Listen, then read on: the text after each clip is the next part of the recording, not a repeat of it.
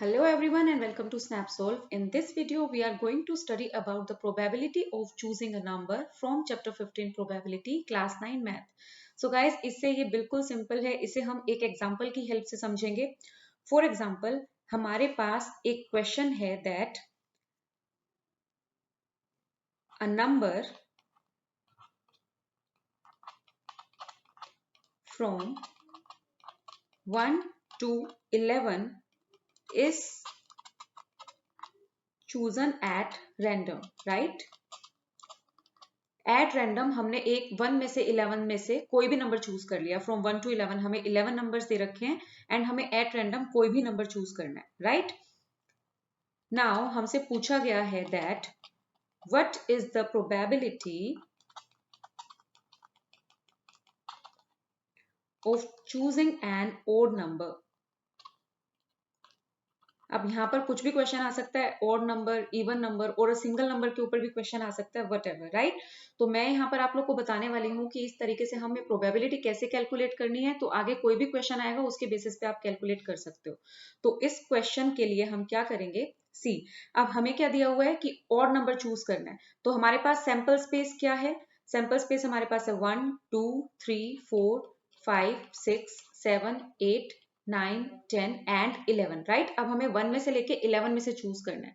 तो sample space क्या होता है, it's a set of all possible outcomes out of a random experiment. Right अब नाउ अब हमें क्या इवेंट क्या है हमारे पास, let E be the event of choosing an odd number. Right अब हमें ऑड नंबर चूज करना है. तो how do we find the probability of choosing an odd number.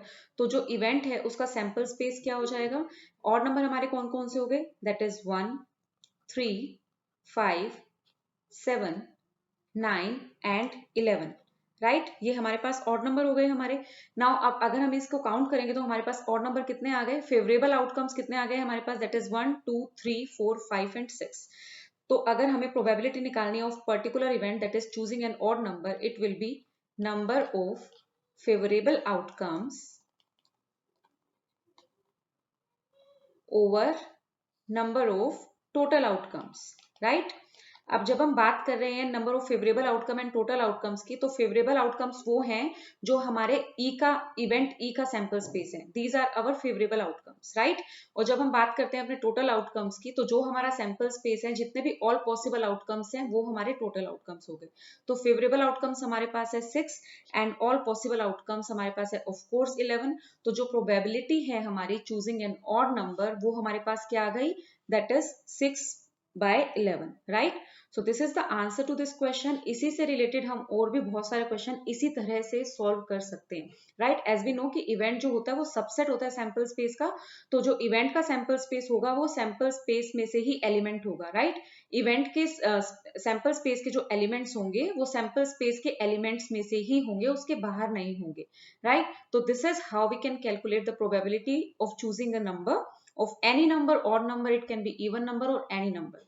So it was all about it, guys. It's time to say bye, but you can continue and join concept class for other topics and subjects at SnapSolve. Thank you so much.